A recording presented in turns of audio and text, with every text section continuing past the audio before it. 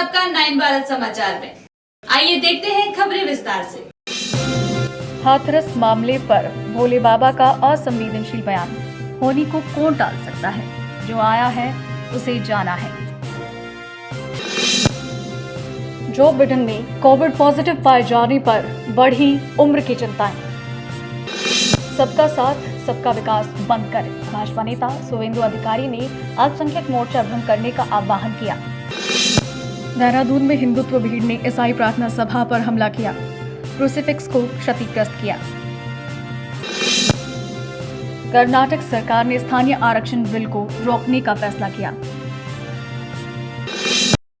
Sponsored by Exclusio Decorative Surface, Acrylic, Interior Clads, Nurani Libas, Ready-made, Textiles, Stitching. E-was, प्यार से घर संवारने दो। अमेरिकी राष्ट्रपति जो बाइडेन बुधवार को कोविड पॉजिटिव पाए गए, जिसके तुरंत बाद उन्होंने स्वीकार किया कि अगर उन्हें किसी भी गंभीर चिकित्सा स्थिति का पता चला तो वो अपने पुनर्निर्वाचन अभियान को छोड़ने पर विचार करेंगे। 81 वर्षीय डेमोक्रेट ने अपनी लिमोजिन से मीडिया को थम्स अप दिया और कहा, मैं अच्छा महसूस कर रहा हूं क्योंकि उन्होंने निदान के बाद अपने लास वेगास के अभियान यात्रा को छोटा कर दिया।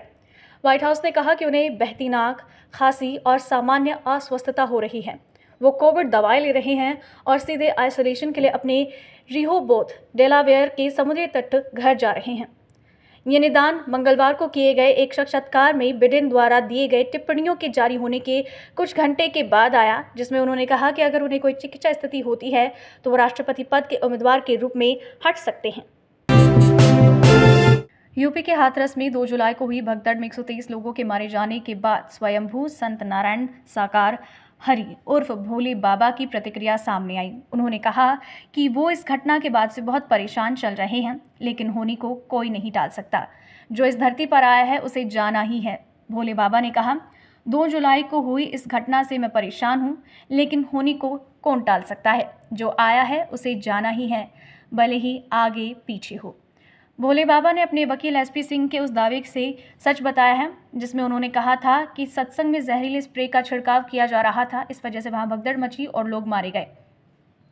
बाबा ने कहा, प्रत्यक्षदर्शियों ने विषैले स्प्रे के बारे में बताया, वो सत्य है। कोई ना कोई साजिश हुई है, लोग बदनाम करने में लगे हैं, लेकिन हमें इस मामले की जांच कर रही एसआईटी पर भरोसा है। हाथरस में हुए इस हादसे के बाद से ही बाबा गायब चल रहे हैं। इस मामले की जांच कर रही पुलिस अभी तक बाबा की लोकेशन को ट्रेस नहीं कर पाई, लेकिन नारायण हरि के नए कांड का खुलासा जरूर हो गया। हादसे के बाद उसने बयान जारी करके भगदड़ में मारे गए भक्तों की मदद करने का ऐलान किया था। यह दावा किया था कि मारे गए भक्तों के परिजनों की पूरी जिम्मेदारी उठाएंगे, उनकी हर संभव मदद करेंगे। लेकिन पीड़ितों का कहना है कि ना तो उनकी तरफ से कोई उनसे मिलने आया और ना ही किसी ने मदद की है। नारायण साकार हर की संपूर्ण ब्रह्मांड में सदा सदा के लिए जय जयकार हो। हम 2 जुलाई की घटना के बाद से बहुत ही अवसाद से ग्रसित हैं, लेकिन होनी को कौन टाल सकता है? जो आया है उसे एक दिन तो जाना ही है, भले कोई आगे पीछे हो। पश्चिम बंगाल के विपक्ष के नेता और भाजपा नेता सुवेंदु अधिकारी ने कोलकाता में भाजपा राज्य कार्यकारिणी की बैठक में पार्टी के भीतर महत्वपूर्ण बदलाव का आह्वान किया। अधिकारी ने पार्टी के अल्पसंख्यक मोर्चा को भंग करने और सबका साथ सबका विकास के परिचित नारे से दूर हटने का आग्रह किया। चुनावी असफलताओं के बाद पार्टी के लिए एक नई दिशा संकेत देते हुए अधिकारी ने एक नया नारा पेश किया है, जो हमारे साथ हम उनके साथ। नेता ने भाजपा के हाल के चुनावी चुनौतियों के मद्देनजर मौजूदा कथा से परे जाने की आवश्यकता पर जोर दिया। सभा को संबोधित करते हुए अधिकारी ने अपनी दृष्टिकोण को रेखांकित किया और कहा, मैंने राष्ट्रवादी मुसलमानों के बारे में बात की थी और आपने भी सबका साथ सबका विकास कहा था, लेकिन अब मैं ये नहीं कहूँगा। इसके बजाय हम कहेंगे, जो हमारे साथ हम उनके साथ।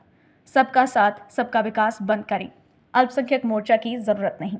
बोलबो, जो हमारे साथ हम उनका साथ, जो हमारे साथ, जो हमारे साथ, जो हमारे साथ हम उनका साथ, सबका साथ सबका विकास बंद करो, নো নিড সংখ্যালঘু মোর্চা। ভালো থাকুন, জয় শ্রী রাম। मध्य प्रदेश के मंदसौर जिले में एक किसान शंकर लाल पाटीदार अपनी जमीन को स्थानीय माफिया से बचाने की गुहार लगाने के लिए जिला कलेक्टर के कार्यालय पहुंचे। हालांकि प्रशासन ने स्पष्ट किया कि जमीन अभी भी किसान की कब्जे में है। एक वायरल वीडियो में बुजुर्ग किसान शंकर लाल पाटीदार को जमीन पर लेटते हुए और अधिकारियों से पूछते हुए दिखाया गया है, अब हमें क्या करना चाहिए। शंकर लाल ने दावा किया है कि कई शिकायतों के बावजूद माफिया के खिलाफ कोई कार्रवाई नहीं की गई, जिससे उन्हें अधिकारियों का ध्यान आकर्षित करने के लिए इस तरह की गुहार लगानी पड़ी है। एक सार्वजनिक सुनवाई के दौरान शंकर लाल ने जिला प्रशासन को एक आवेदन प्रस्तुत किया। प्रशासन ने स्पष्ट किया है कि शंकर लाल अभी भी विवादित जमीन का कब्जा बनाए हुए हैं। हालांकि शंकर लाल ने आरोप लगाया, स्थानीय माफिया उनके और उनके परिवार की संयुक्त रूप से धरी जमीन को निशाना बना रहा है। ALT न्यूज़ के सह संस्थापक मोहम्मद जुबैर ने मंगलवार को सोशल मीडिया पर कुछ वीडियो साझा करते हुए हिंदुत्व भीड़ ने देहरादून में एक घर में चल रही ईसाई प्रार्थना सभा पर हमला किया। एक वीडियो में कार्यकर्ताओं का एक समूह घर में घुसकर वहां मौजूद लोगों, जिनमें महिलाएं भी शामिल थी, हमला करते दिख रहे हैं। उन्होंने लिखा, देहरादून में हिंदुत्व भीड़ ने ईसाई प्रार्थना सभा पर हमला किया। हिंदुत्व कार्यकर्ताओं का एक समूह घर में घुसा और अंदर मौजूद लोगों, जिनमें महिलाएं भी शामिल थी, उन पर हमला किया। वीडियो में दिखाया गया है कि एक प्रार्थना समूह में जबरदस्ती प्रवेश करते दिख रहे हैं और शयन कक्ष में क्रूसीफिक्स को नष्ट कर दिया गया। समूह को ईसाई धर्म के खिलाफ अपमानजनक टिप्पणियां करते हुए और कमरे में मौजूद लोगों पर जबरन धर्मांतरण का आरोप लगाते देखा जा सकता है। आरोप लगाया गया है कि भीड़ का नेतृत्व करने वाले सदस्यों में से एक देवेंद्र डोभाल ने दावा किया है कि वो एक पूर्व सैनिक और RRS सदस्य हैं। AIMIM चीफ असुद्दीन ओवैसी ने उत्तर प्रदेश में होने वाली कांवड़ यात्रा को लेकर उत्तर प्रदेश पुलिस पर निशाना साधा। ओवैसी ने कहा कि उत्तर प्रदेश पुलिस के आदेश के अनुसार अब हर खाने वाली दुकान या ठेले के मालिक को अपना नाम बोर्ड पर लगाना होगा, ताकि कोई कांवड़िया गलती से मुसलमान की दुकान से कुछ खरीद कर ना खा ले। हैदराबाद से लोकसभा सांसद असुद्दीन ओवैसी ने सोशल मीडिया प्लेटफॉर्म X पर एक पोस्ट को रिपोस्ट करते हुए लिखा, उत्तर प्रदेश पुलिस के नए आदेश के अनुसार अब हर खाने पीने की दुकान या ठेले वाले को अपना नाम बोर्ड पर लिखना होगा, जिससे कि कोई भी कांवड़िया गलती से भी किसी मुसलमान की दुकान से कुछ खरीद ना ले। उन्होंने कहा, इसे दक्षिण अफ्रीका में रंगभेद कहा जाता था और हिटलर के जर्मनी में इसे जुडेन बाइकॉट कहा जाता था। पश्चिमी यूपी के एक पुलिस अधिकारी ने बताया कि कांवड़ यात्रा की तैयारियां शुरू हो गई हैं। ऐसे में सभी भोजनालयों और खाने पीने का सामान बेचने वाली दुकानों और ठेलों पर मालिक का नाम लिखने के आदेश की पुष्टि की गई, ताकि कांवड़ियों को भ्रम ना हो। मार्ग पे फलों के ठेले पे एक लिस्ट लगवाई गई है उनके नामों की, किस तरह का ये निर्देश दिया गया है? देखिए, कांवड़ की तैयारियां शुरू हो गई हैं और हमारे जनपद में लगभग 240 किलोमीटर का कांवड़ मार्ग है। इसमें जितने भी खान पान के दुकानें हैं, चाहे वो होटल, ढाबे, ठेले, जहां से भी कांवड़िए अपनी खाद्य सामग्री खरीद सकते हैं, उन सबको ये निर्देशित किया गया है कि अपने प्रोप्राइटर के या काम करने वालों के नाम ज़रूर डिस्प्ले करें। ये इसलिए ज़रूरी है ताकि किसी प्रकार का कोई कन्फ्यूजन किसी भी कांवड़िए के अंदर ना रहे और ऐसी स्थिति ना उत्पन्न हो कि कहीं कोई आरोप प्रत्यारोप हो और बाद में कानून व्यवस्था की स्थिति उत्पन्न हो। इसलिए ऐसा निर्देश दिया गया है और सब इसको अपनी स्वेच्छा से इसका पालन कर रहे हैं। फकीरप्पा, एक बुजुर्ग किसान जो अपने बेटे के साथ एक मल्टीप्लेक्स में फिल्म देखने बेंगलुरु के एक मॉल गए थे, उनके पहनावे, धोती और सफ़ेद शर्ट के कारण कथित तौर पर प्रवेश नहीं दिया गया। ये घटना 16 जुलाई की शाम को करीब 6 बजे मैसूर रोड के GT मॉल में हुई। उनके बेटे नागराज ने मॉल में प्रवेश द्वार पर सुरक्षा सुपरवाइजर के साथ हुई बातचीत को रिकॉर्ड किया।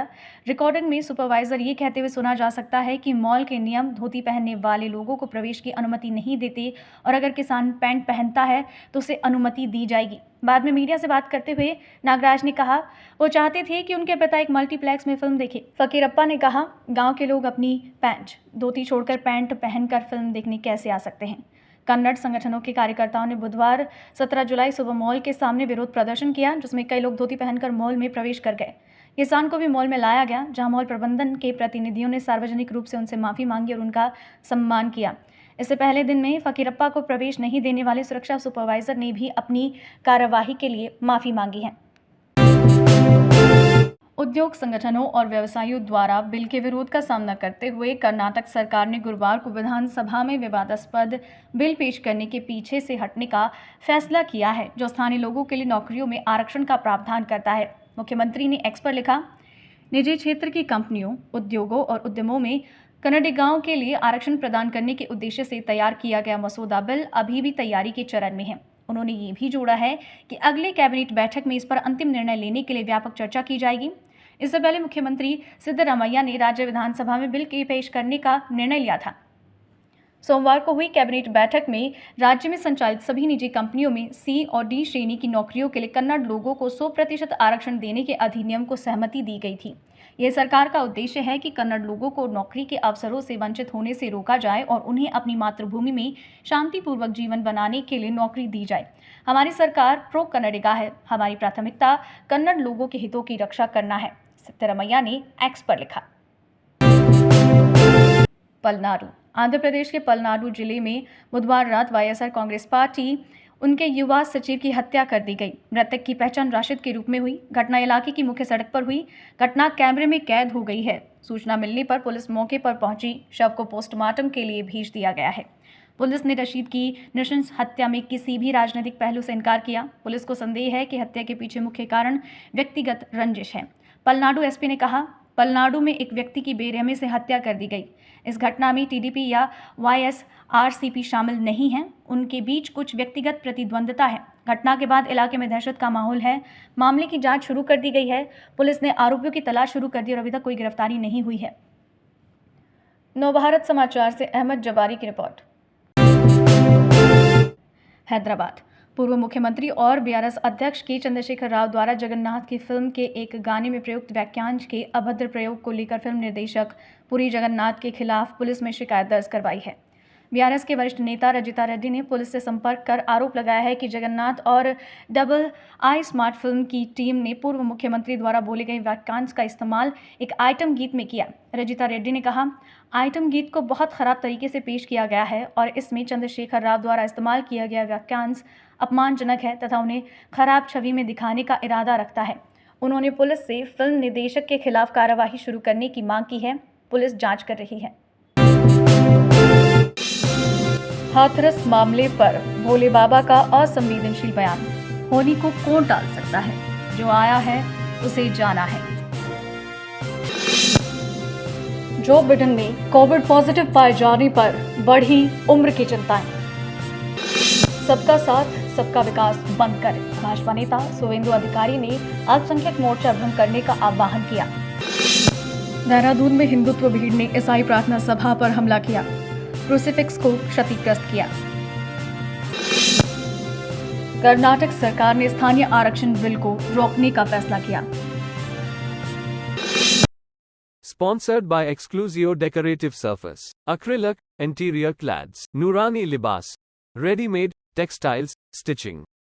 E-was, प्यार से घर संवारने दो।